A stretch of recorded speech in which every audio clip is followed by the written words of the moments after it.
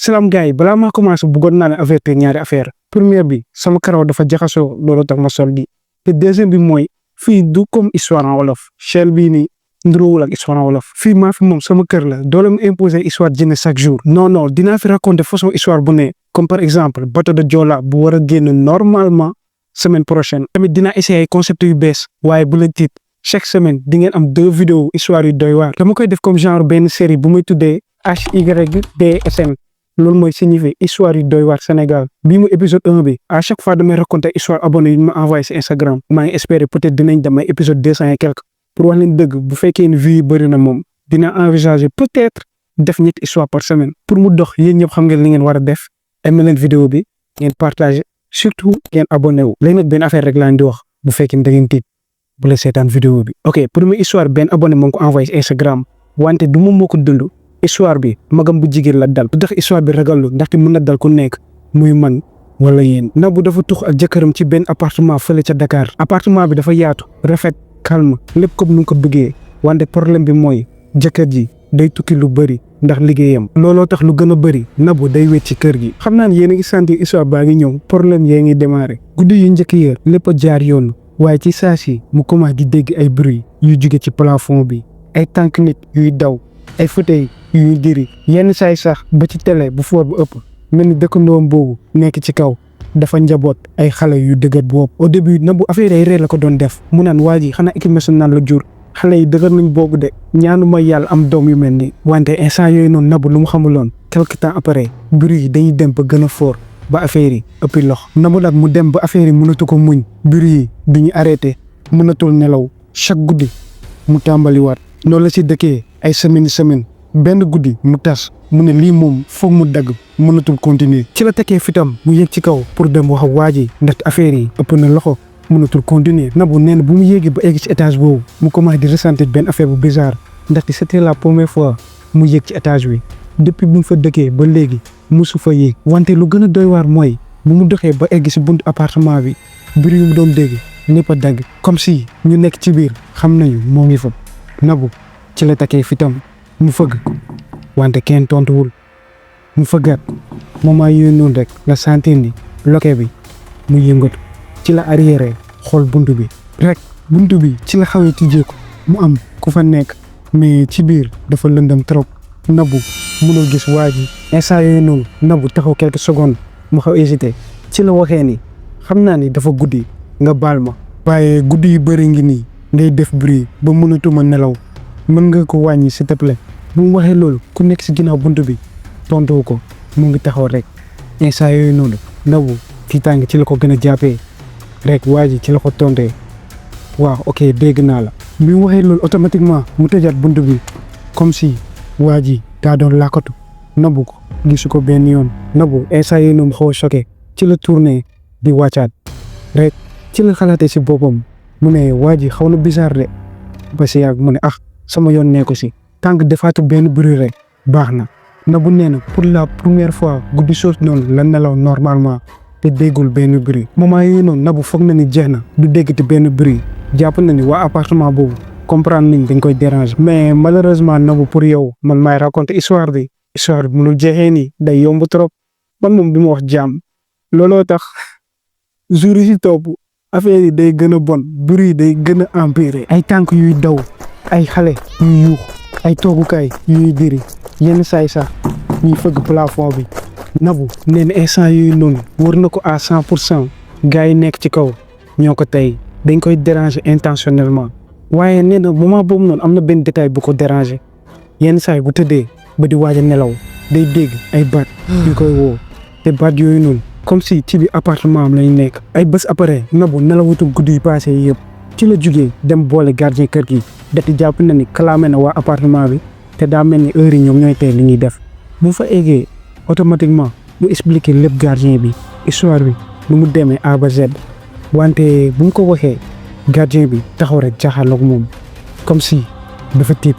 Nabou ci la ko nee mais yow lan la gardien bi ci la ko nee répété waatal histoire bi jàpp si rek comprendre ma lépp Nabou ci la ko nee dama la ne faaw ngeen def dara ci appartement bu nekk ci kaw sama bos ndaxte dëkkandoo yooyu duñ ma bàyyi man nelaw chaque guddi dañuy def ay bruit dem naa ba clamé leen wante defuñu dara comme si ñoom ñoo ko tey.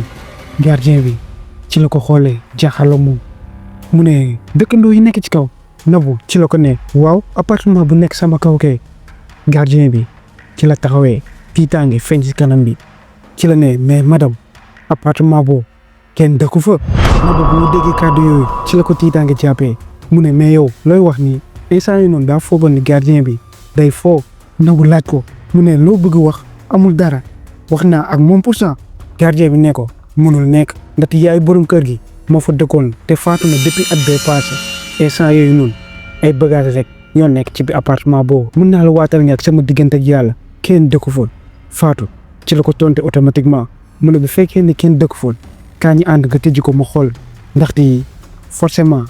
am na ku fa nekk am na ku mu fa waxaloon. Gardien bi ci la bamtuwaatee mu ne ko comme ni ma la ko waxee yaay borom kër gi moo fa dëkkoon te bu mu gaañoo ay bagages am kese ñoo fa nekk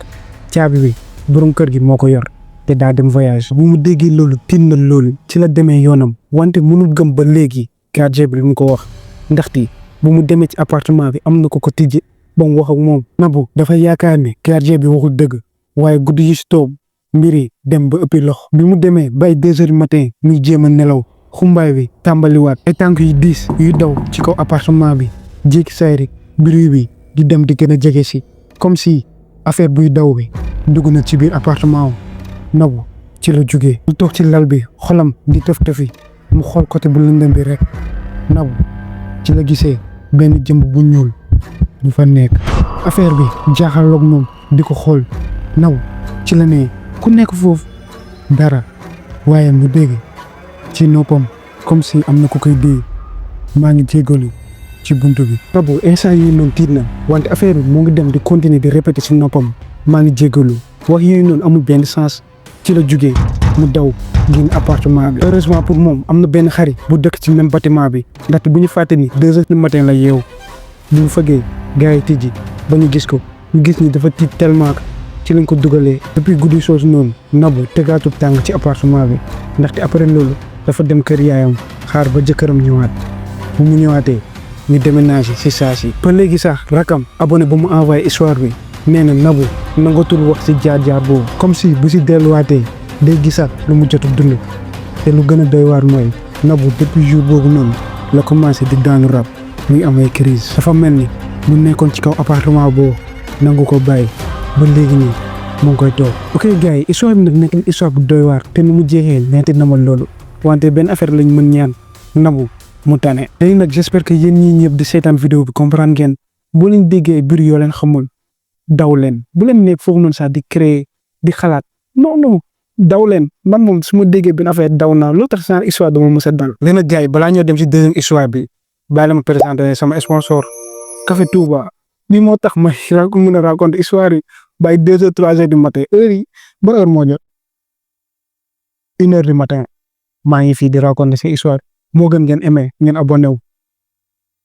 ok gars yi pour deuxième histoire bi peut-être histoire jinne la peut-être pas en tout cas yéen a war a décider lu leer ba leer mooy abonné buñ ko raconter moo ngi tudd Fallou étudiant la Fallou ab étudiant la moo ngi dëkk ak ay copains am fële ci Pikine ci benn appartement bu ndaw benn guddi moom kese moo fa neewoon ci ay 23 heures fekkente ni dafa nekk di jàng mu am ko fëgg ci buntu appartement bi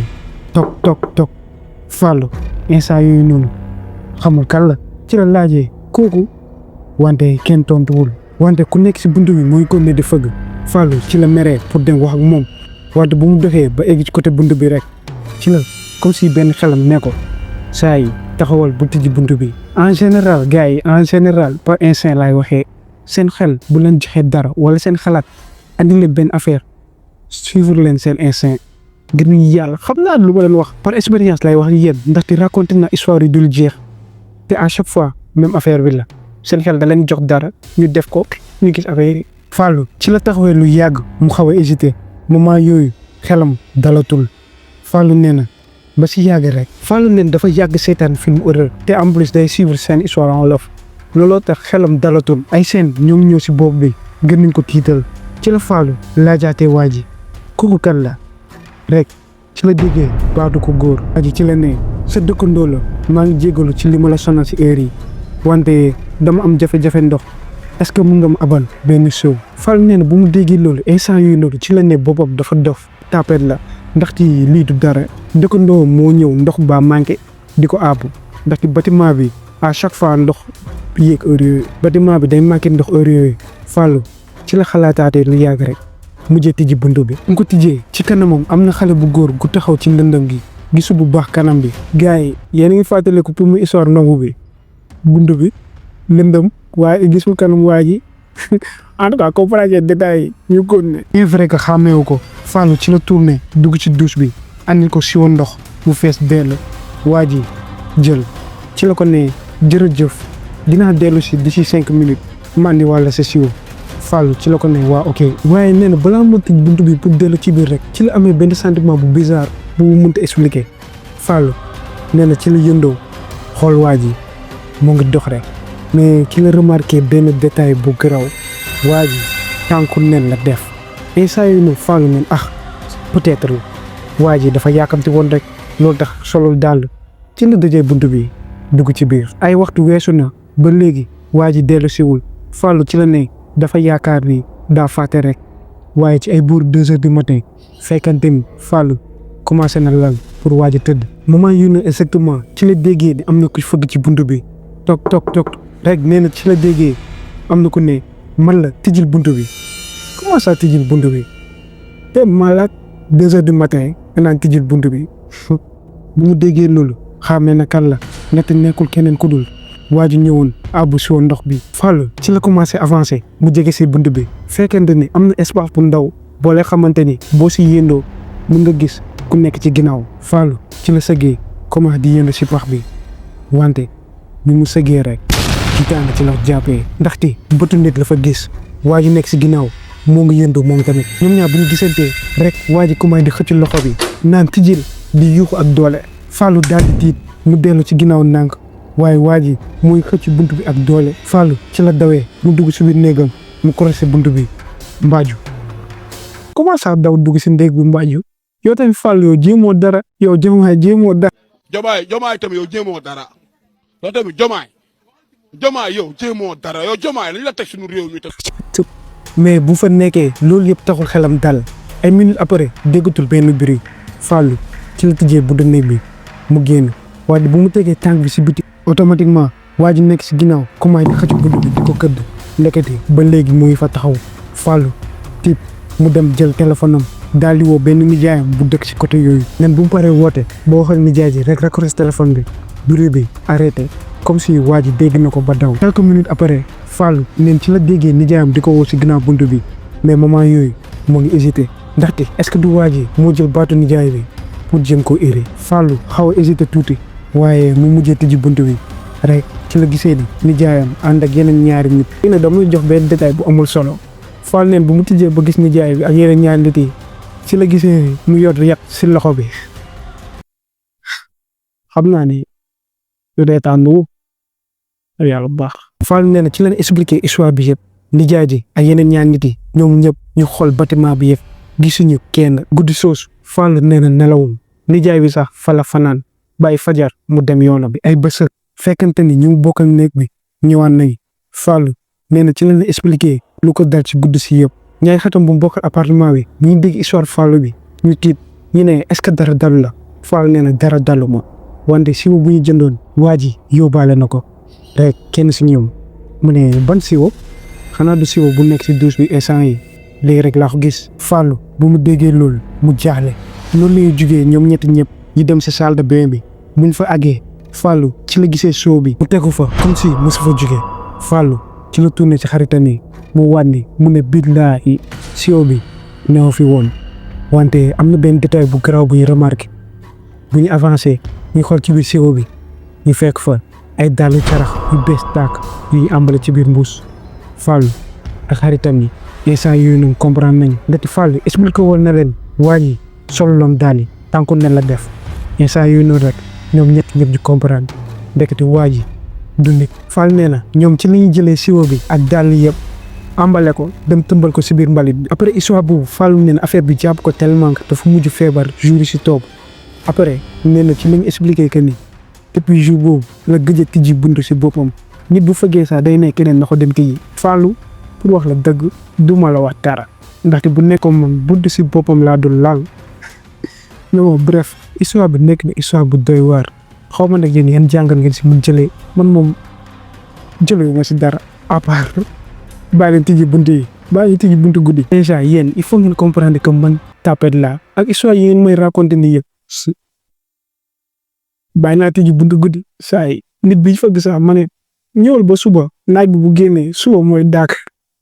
dina gars ñi def si 3e ak dernier histoire bi 3 heures du matin moo jot instant yéen seen ngeen seetaan vidéo bu mu jeex te doon leen aimé te doon leen abonné wu te maa ngi nii 3 heures du matin ma enregistré vidéo yi laay bàyyi keek léegi nag gars ñi dem si 3e ak dernier histoire bi ma avertir leen du histoire jinne mais histoire bi moo gën a moo ëpp jàngat pour man ci man daal moo ëpp jàngat déglu rek ba mu jeex. histoire bi nag benn abonné moo ko envoyé comme d'habitude ci Instagram yéen tam bu fekkee am ngeen histoire mun ngeen ñëw Instagram ngeen envoyé ma seen boss peut-être ma raconté ko peut-être ma bañ ko raconté. abonné mi nag mooy tudd Aminata mais dañ ko woowee Amina pour affaire bi gën a gaaw moom nag nee na mu ngi am 23 ans maanaam ñaari fukki at ak ñett waaw moom kese moo tugg ci benn appartement fële ca Maris ndaxte moo gën a jege bërëbu liggéeykaayam. au début amuloon benn problème ndaxte appartement bi doxoon neexoon trop en plus koñ bi dafa calme lool. histoire bi nu mu tàmbalee nii mun nañ ne début histoire bu neex la mais man maa koy raconté histoire mënu fi neex. Amina nee na dafa bëggoon loolu lépp ngi doon dox normal ba bis bu mu seetloo ni saa yi su génne ci balcon bi dëkkandoo bu mu jaaxaloo kër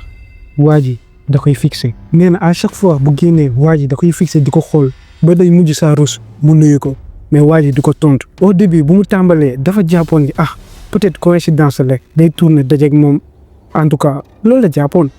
mais Amina lu xamuloon histoire bi day dem di gën a empirer. waaye jamono di dox Amina di tàmbali di am ay jafe-jafe su wàccee liggéey ba yegg si kër gi rek day seetlu ni lampe appartement waa ji day tàkk comme si waa ji moom la doon xaar mu ñëw. Amina nee na bu bañ see bàyyi xel ba léegi. nee na su tijjee buntu balcon bi waa ji def de même su demee tijji fenêtre yi waa ji tamit da koy def. comme si ku koy toppandoo. nee na sax buy génn di tuuri mbalitam day sentir ni waa ji mu ngi koy xool mais day ragal yëkkati bët yi ndaxte nee na bu dajeeg waa ji xamul nu muy réagir. Amina day sëgg daw dugg ci biir. affaire yi dem di continuer ba benn jour xaritam fekkante ni ñëw si kër gi. Amina ci la ko expliqué daa mel ni man su may dox day am ku may xool wante amu si benn firnde te daa mel ni am na ku may topp. xaritam ci la dalalee xelam mu ne non lii du dara. peut-être ni nga jugee ñëw fii nii nga nekk fi ku bees sa xel bi heure da lay jouer tour. Amina ne bu mu déggee loolu xelam gën a dal bu fàtte affaire yi yëpp. ba benn guddi fekkante ne Amina wàcc na liggéey ci la yéegee ci appartement bu mu eggee ci buntu bi rek mu remarqué am na benn kayit bu nekk suuf noonu la sëggee mu jël ko affaire bi niroo nag benn lettre bu ñu bind rek bu mu liiree ci la gisee ñu bind si gis naa la tey bi nga doon génn sa robe bi rafet na lool. Amina nee na bu mu gisee loolu mu daal di tiit sànni kayit bi ndaxte léegi leer na ko à 100% am na nit ku ko doon topp mu tourné yëndu xool ko tey yëpp kenn newu fa. noonu la dawee dugg ci biir mu tëj bunt bi daw dem tëj fenêtre yi dem tëddi. ci ëllëg si bu mu yeewoo lu mu njëkk def mooy dem ci kuy toppatoo kër yi mu expliqué ko lu mu jot a dund fan yii yëpp ba mu waxaale ko lu ko dal démb si guddi ak lettre bu mu gis. waa ji bu mu ko déggee ci la ko ne toogaay amatul par chance ne pour Amina kër gi am na kaaraange bu mag gardien moo ngi fa en plus lu gën a important am na ay caméra de surveillance. ci la ñu àndee ñu xool caméra yi waaye Amina nee na lu ñuy gis ci vidéo yi du ko mës a fàtte. bu ñu avancé ba ay guddi Amina nee na ci ni ñu gisee ni dëkkandoom boobu di ko doon xool taxaw ci diggu mbedd bi di xool kër yi ba si yàgg rek mu dugg ci biir. ci lañ gisee ni mu jugal ci appartement Amina mu teg kayit boobu bu Amina forom ci guddi si en plus muy jéem a xëcc bunt bi mu génnee comme benn genre caabi essayé jéem a tijji bunt bi wante affaire bi tijjeekuwul. ngeen foog ne affaire yi fa la yom ndaxte bu ñu xoolaatee caméra surveillance yi arrière ba yeneen bés yi ci lañ seetloo ni dëkk waa ji chaque jour day ñëw si appartement bi di jéem a essayé pour dugg. yenn guddi sax fekkente ni Amina mu ngi ci biir waaye day ñëw teg noppam jéem a yëndu wante du gis dara. Amina mu ngi gisee loolu mu commencé di jooy ndaxte comme nekkoon si place am loolu la nga mënoon def. waa ji kenn xamul ban intention la ñëwee dafa ñëw pour rey ko wala pour leneen mais Amina bu mu doon jooy noonu rek waa ji doo seetaan vidéo yi ci la jëlee portable am woo police si saa si police bu fa àggee ba ñu gis vidéo yi automatiquement ñu dem si appartement dëkkandoo bi jàpp ko. policiers yi buñ fa duggee ci li ñu seetloo benn affaire bu garaaw ndeke di waa ji du Amina rek la doon toog ci biir appartement bi am na ay photo xale yi jigéen yu bëri yu dëkk si koñ bi te buñ ko xoolee dañuy gis ni gars yi bu leen doon photo yëguñu ko sax. bref histoire mën nañ ne nii la jeexee ndaxte Amina neen après loolu bëggoon na génn appartement mi déménagé wante gars yi persuadé ko ñu ne waa ji du yow kese la doon toog ndaxte waa koñ bi yëpp la ko def mais loolu bokk na si lu dalal xelam ba mu des wante neen après loolu ci la changé waatee sérieuxam beneen yoon bien vrai que première fois da ko changé woon. nee na depuis jour boobu noonu comme si daa am lu nekk si bopp bi à chaque fois day foon am na lu ko toog looloo tax nangatul sax dëkk moom koy si appartement bi da see mujj woo ay rakam léegi ñoom ñoo dëkkandoo bien vrai que calme la doon seet mais day mujj sacrifier loolu pour kaaraangeem. léegi nag ci biir histoire benn affaire laa bëgg nday waa ji nan la jublu woon di jël photo xale jigéen ñi peut-être loolu obsession la xamuñu daal mais benn affaire laa la mën a wax yenn saa yi du jinne yi ngeen war a ragal mais nit yi la. léegi nag gars yi histoire yi jeex na raconté naa leen 3 histoires j'espère que ñetti yëpp neex na leen mais benn affaire laa di waxaat est-ce que sañ ngeen quitter vidéo bi te doole aimé doole abonné wu. gars yi wala 4 heures du matin moo jot 4 heures du matin moo toog di raconter pour leen histoire mais de toute façon comme ni ma leen ko waxee chaîne bi abonné wu leen si ndaxte am na concept yu garaaw yu bëri yu ñëw. nee naa leen semaine prochaine bëgg naa génne benn histoire si bateau de la Joola histoire bu garaaw lay doon peut-être 30 wala 40 minutes ça dépend mais léegi benn affaire laa di wax tey bu leen nelaw j'espère que vidéo bi ay xaaj bi di ngeen ko seetaan mais bon bu la fàtte abonné wu si chaîne bi ngeen dem Instagram Izo Story ñu ngi 30 bi abonné TikTok bëgg naa ne egg 1 million d'abonnés tamit abonné wu leen fa ngeen dem Izo Wolof na jàmm yàgg si yéen 3 histoires par semaine peut-être bu fekkee vidéo bi def na 1 million de vues am naa mënu sànni parce que chaîne bi dañ si posté peut-être 5000 vues en tout cas aimé na bëri na jàmm yàgg si yéen